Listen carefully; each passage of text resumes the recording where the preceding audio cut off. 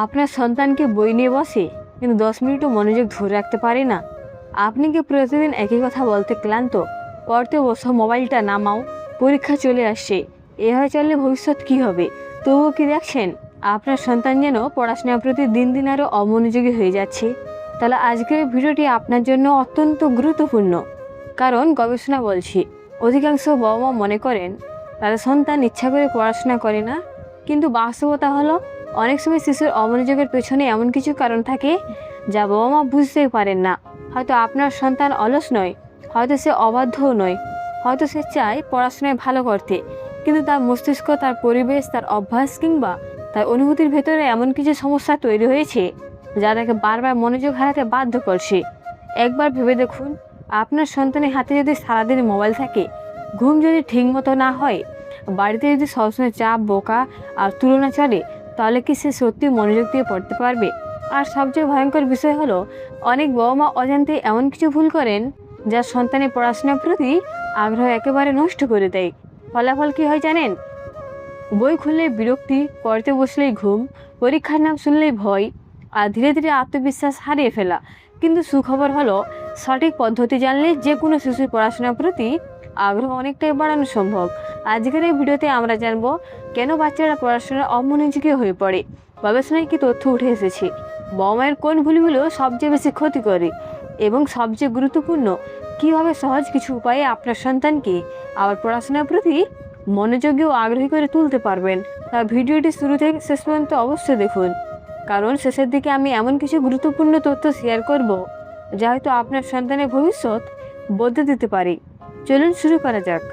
উপায় 1, সন্তানের পড়ার জন্য সঠিক পরিবেশ তৈরি করুন। বেশিরভাগ বাবা মা মনে করেন সন্তান পড়তে চায় না বলেই পড়াশোনায় অমনোযোগী, কিন্তু গবেষণা বলছে অনেক সময় সমস্যা সন্তানের ইচ্ছার মধ্যে নয়, বরং তার চারপাশের পরিবেশের মধ্যে লুকিয়ে থাকে। একটি ছোট গাছ যেমন সঠিক মাটি, আলো, পানি ছাড়া বড় হতে পারে না, ঠিক তেমনই একটি শিশুও সঠিক পরিবেশ ছাড়া পড়াশোনায় মনোযোগী হতে পারে না। একবার ভাবুন, আপনার সন্তান পড়তে বসেছে, কিন্তু পাশে টিভি চলছে, কেউ জোরে কথা বলছে, মোবাইলে নোটিফিকেশন আসছে, আবার কখনো পরিবারের সদস্যরা বিভিন্ন কাজে তাকে ডাকছেন। এই অবস্থায় একজন বড় মানুষও মনোযোগ ধরে রাখতে পারবে না। সেখানে একটি ছোট শিশুর পক্ষে কিভাবে সম্ভব? মনোবিজ্ঞানীরা বলেন শিশুর মস্তিষ্ক খুব সহজেই বাইরের উদ্দীপনায় বিভ্রান্ত হয়ে যায়, তাই পড়াশোনার জন্য একটি নির্দিষ্ট শান্ত পরিবেশ অত্যন্ত গুরুত্বপূর্ণ। অনেক পরিবারে দেখা যায় সন্তান বিছানায় শুয়ে পড়ছে, কখনো সোফায় বসে পড়ছে, আর কখনো টিভি দেখতে দেখতে বই খুলছে। এভাবে পড়াশোনা করলে মস্তিষ্ক বুঝতেই পারবে না যে এখন মনোযোগ দেওয়ার সময়। তা প্রথম কাজ হলো বাড়িতে একটি নির্দিষ্ট জায়গা ঠিক করুন যেখানে সন্তান প্রতিদিন পড়বে। সেটি বড় কোনো রুম হতে পারে এমন নয়, একটি ছোট টেবিল, একটি চেয়ার এবং শান্ত একটি কোণাও যথেষ্ট। যখন সন্তান প্রতিদিন একই জায়গায় বসবে, তখন তার মস্তিষ্ক ধীরে ধীরে সেই জায়গাটিকে পড়াশোনার সঙ্গে যুক্ত করতে শুরু করবে, ফলে সেখানে বসলেই মনোযোগ বাড়তে থাকবে। আরেকটি গুরুত্বপূর্ণ বিষয় হলো পড়াশোনায় মোবাইল, টিভি এবং অপ্রয়োজনীয় গ্যাজেট যতটা সম্ভব দূরে রাখুন। আজকের যুগে মোবাইল সবচেয়ে বড় মনোযোগ নষ্টকারী। একটি নোটিফিকেশন, একটি ভিডিও বা একটি গেম শিশুর মনোযোগকে কয়েক মিনিটের জন্য নয়, অনেক সময় ঘন্টার পর ঘন্টা নষ্ট করে দিতে পারে। তাই পড়াশোনায় মোবাইল সাইলেন্টে রাখুন অথবা অন্য ঘরে রেখে দিন। মনে রাখবেন, শুধু সন্তানকে মোবাইল থেকে দূরে রাখলেই হবে না, বাবা মাকে উদাহরণ তৈরি করতে হবে। আপনি যদি সন্তানের সামনে সারাক্ষণ মোবাইল ব্যবহার করেন, তাহলে সন্তানও সেটাই শিখবে। শিশুরা কথা চেয়ে কাজ দেখে বেশি শেখে। আরও একটি বিষয় অনেকেই গুরুত্ব দেন না, আলো। পর্যাপ্ত আলো চোখের উপর চাপ সৃষ্টি করে এবং দ্রুত ক্লান্তি এনে দেয়। তাই পড়ার জায়গায় পর্যাপ্ত আলো নিশ্চিত করুন। ঘর যেন খুব গরম বা ঠান্ডা না হয় সেদিকেও খেয়াল রাখুন। শারীরিক অস্তিত্ব মনোযোগ কমিয়ে দেয়। একই সঙ্গে পড়ার সময় প্রয়োজনীয় বই, খাতা, কলম সব আগে থেকেই রাখুন। বারবার উঠে কিছু আনতে গেলে মনোযোগ ভেঙে যায়। মনে রাখবেন, মনোযোগ কোনো জাদু নয়। মনোযোগ তৈরি করতে আর সেই কাজে প্রথম ধাপ হলো একটি সুন্দর, শান্ত ও ইতিবাচক পড়ার পরিবেশ তৈরি করা। যখন পরিবেশ বদলাবে, তখন ধীরে ধীরে সন্তানের অভ্যাস বদলাবে, আর অভ্যাস বদলালে বদলে যাবে তার পড়াশোনার ফলাফলও। তাই আজ থেকে নিজের সন্তানকে বকা দেওয়ার আগে একবার তার পড়ার পরিবেশের দিকে তাকান। হয়তো সমস্যা সন্তানের মধ্যে নয়, সমস্যা তার চারপাশে লুকিয়ে আছে, আর সেই সমস্যার সমাধান করার ক্ষমতা সবচেয়ে বেশি আছে একজন সচেতন বাবা মায়ের হাতেই। উপায় 2, পড়াশোনাকে চাপ নয়, আনন্দের বিষয় বানান। অনেক বাবা মা মনে করেন যত বেশি চাপ দেওয়া যাবে সন্তান তত বেশি পড়বে, কিন্তু বাস্তবতা ঠিক উল্টো। গবেষণায় দেখা গেছে অতিরিক্ত চাপ, ভয় এবং বকাশুনো শেখার আগ্রহ কমিয়ে দেয়। কারণ ভয় থেকে হয়তো কিছু সময়ের জন্য পড়ানো যায়, কিন্তু ভালোবাসা ও আগ্রহ ছাড়া দীর্ঘদিন শেখানো যায় না। একবার নিজের শৈশবের কথা ভাবুন, যে বিষয়টি আপনার ভালো লাগতো সেটিকে আপনি বেশি আগ্রহ নিয়ে পড়তেন না, আর যে বিষয়টি বিরক্তিকর মনে হতো সেটিকে বারবার এড়িয়ে যেতে ইচ্ছা করতো না। শিশুরাও ঠিক একই রকম, তাদের মস্তিষ্ক আনন্দের সঙ্গে শেখে, ভয়ের সঙ্গে নয়।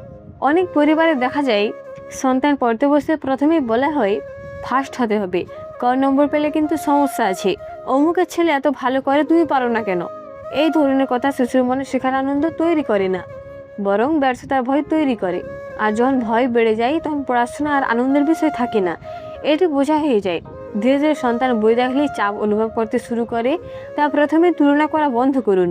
আপনার সন্তানকে অন্য কারোর সঙ্গে নয়, তার নিজের আগের অবস্থার সঙ্গে তুলনা করুন।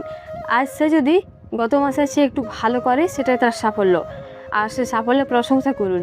মনে রাখবেন, প্রশংসা শিশুর আত্মবিশ্বাস বাড়ায়, আর আত্মবিশ্বাস মনোযোগ বাড়ায়। যখন সন্তান কোনো কিছু শিখবে তখন শুধু নম্বরের প্রশংসা করবেন না, তার চেষ্টা, পরিশ্রম এবং ধৈর্যেরও প্রশংসা করুন। যেমন, তুমি আজ খুব মন দিয়ে পড়েছ, তুমি হাল ছাড়োনি, এটা আমার খুব ভালো লেগেছে, তুমি আগের চেয়ে অনেক উন্নতি করেছো।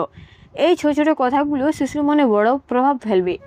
আরেকটি দারুণ পদ্ধতি হলো পড়াশোনাকে খেলায় পরিণত করা।